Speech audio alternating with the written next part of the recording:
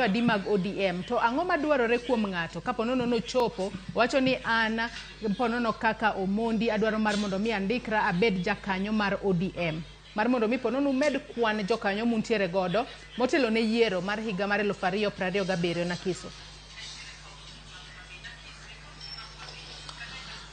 Kamano Joyce, kar od bura ma Suba North wadhi mbele gi timo party recruitment kendo sani wasetime ma figa ma wan go wan gi 54,000 ma waseregister kaka ODM members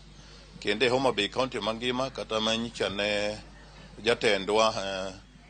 His Excellency Raila Amolo Odinga ne Suba North no oyudi ni Suba North mokawo namba Homa Bay County mangima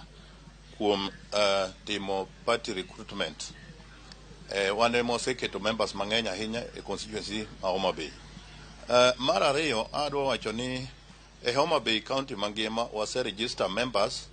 372 magin members mag ODM. Machielo anyalo wacho ni wasebedo kwa timo buche kotelno gi Jakom ma en governor marwa His Excellency Gladys Wanga mosebedo ka go buch chama kendo jo party duto machiegni ka ekande wachak wabedo ma wawinjore ni constituencies duto wan wadhi mbele gi timo party recruitment. Ndiko mar jokanyo no mar ODM en gima wan watimo pile, ok en gima warito kaka neno ka jowa ma Charles Owino wacho ni gine ka gidhi mbele kode sani. Wan wasebedo kwa time chakre nene. To bende party mar ODM en party ma democratic ma winjo kotemo wacho ni wan ok wan democratic. Ki winjo the word ODM en Orange Democratic Movement. So marwa en movement ma democratic ma ng'ato ok nyalo wacho ni wan watimo gik moko mag ang'enge kata walawore gi ji. Jo UDA ema samoro dwano kwiny jo kanyono miluongo ni ODM. To kech wambe gi thuolo gibe gi wuotha nikech wang'e ni gik ma gitimo gonge kama dhiye gibe ging'e maber kata mna Charles Owino man kanyono ong'eyo mana malong'o maber ni Luo Nyanza ka to onge kama UDA nyalo dhiye. Koro ka nitiere achiel ariyo moko mosetimore kata ma jo UDA winjo kano wacho ni Migori no wang'o od UDA to Migori ka koro wadhi ko Jakom ma Filimon Abong'o waketo kamidhi ike to jo UDA biro ni dwani mondo keth tent marwa ma wan wadwano wadhwa miye iko makende kata gin de gibed ni gin jo UDA gin mono chwany gi bilo ndege timango mane momiyo leaders wanyicho wacho niya jo UDA timuru gigeu e Luo Nyanza kama bi ung'e ni ma en ODM zone mano ging'eyo gite ni Nyanza kata en ODM zone ma onge wuondruok. Timuru gigeu gi kwe mane ma elected leaders wasebedo ka wacho kata nchage wacho Migori ni wamiu thuolo timuru gigeu kwe to weru kwenyowa nikech ing'e ni ntiere gimoro ma ka ng'ato nyono malutuni to inyalo winjore ma inyalowa. Omiyo wan wasebedo kwa miu gi kwe kata Homa Bay County ma aeni gin bende ging'e maber ni gin go offices ma ncha giketo onge ng'ama osedhi wang'o ka ok gikwinyo ng'ato. Omiyo samoro dhok nyalo bedo mamit mi wach mang'eny to wan kaka joma ong'eyo wach ODM ka dok chien ODM wan kata nominations ma winjo ka ji wacho ODM nigi rules and regulations mag timogo weche mag yiero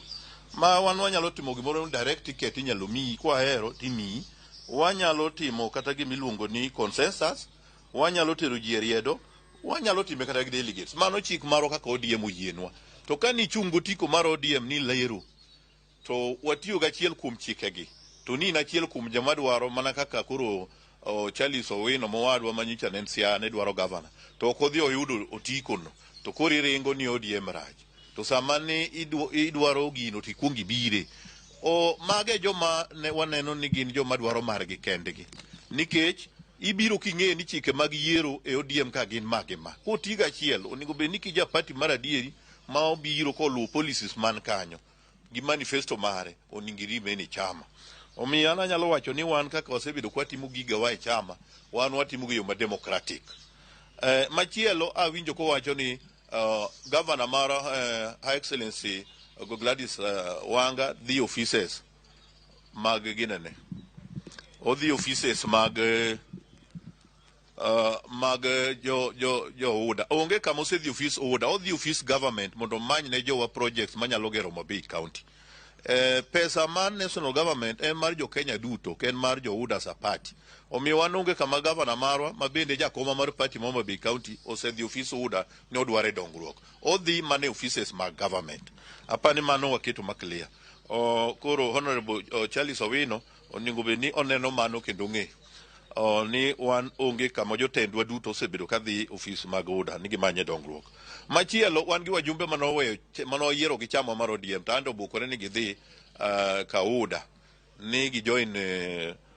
party mar UDA ni gidwa kelo na dongruok onge dongruok ma gisekelo kata kuonde ma giayego mago bi wang'eyo kendo en gima jopiny duto neno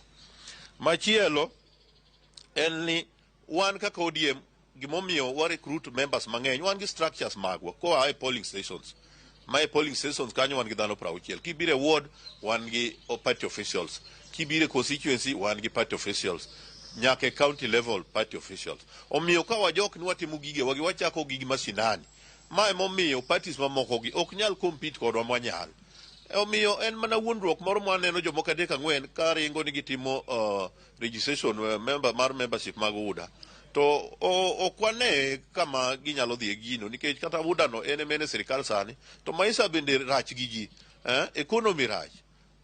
dhano hinyore maisha hingo ji koro kidwa nyiso ji ni join UDA to kata jo ODM ung'eng'e maber ni kato hinyruok tiyo ginyal dhi ma giwe ODM omiyo ODM en chama marwa to kendo mai chama mwabro tero wa kuonde mwadhiye to kendo en chama matimonwa dongruok e gwenge wagi duto kendo mano wang'eyo kech wajumbe man ka gin jomoyier gi ODM kiduo kata Suba North Mahai honorable Millie Gesa noyiere gi ODM kendo nochunga chunga gi jandi pet noyombo manyiso ni noyombo gi kura mang'eny to kendo tiyo ne jopiny wajumbe waduto ma Mabei County tiyo to kendo gin jo ODM senator moro en jo ODM governor moro en jo ODM MCS majority of them gin ODM omiyo neno ni kata Mabei County ka dongruok duto mineno timore ka gitimo gi jo ODM anyalo wacho mogik ni wan wadhi mbele kendo kata nyore kwa romo kaka jo Mabei County jo party duto te kendo no waketo mpango ma mbele ma wadhi go mbele kwa timo recruitment omiyo wan ok ane shida moro ma nyalo wacho ni jo UDA bwogo wan kama jo UDA nyalo bwogo e Nyanza kata onge kech be wang'eyo ligi onge ji to gin bende gimanya members gi kwe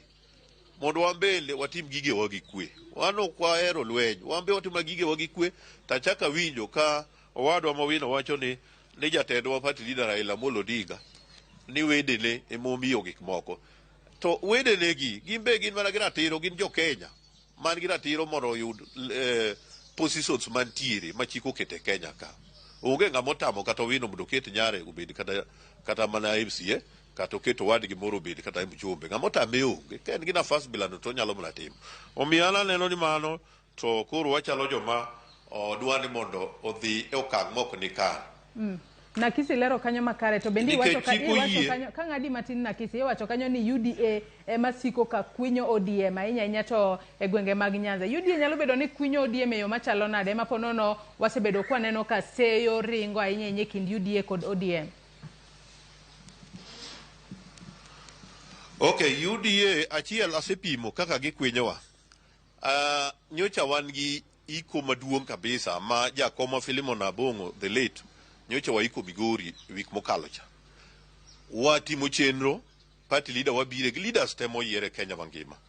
tiyudo ni jo UDA gi jotendgi mamoko oloso chenro ni mondo dhi okaw tento go piny mondo kik waiki koro kata ka ine ma watni moro tho idwa ike dalau to anyuola moro me bathe to biro gwe tent maru kata inde te mango mano donge na kwinyo donge mano ge kwinyo mar ariyo iyudo ni ging'e maber ni kama gintie ni gionge kata mjumbe mano seyier ka gi UDA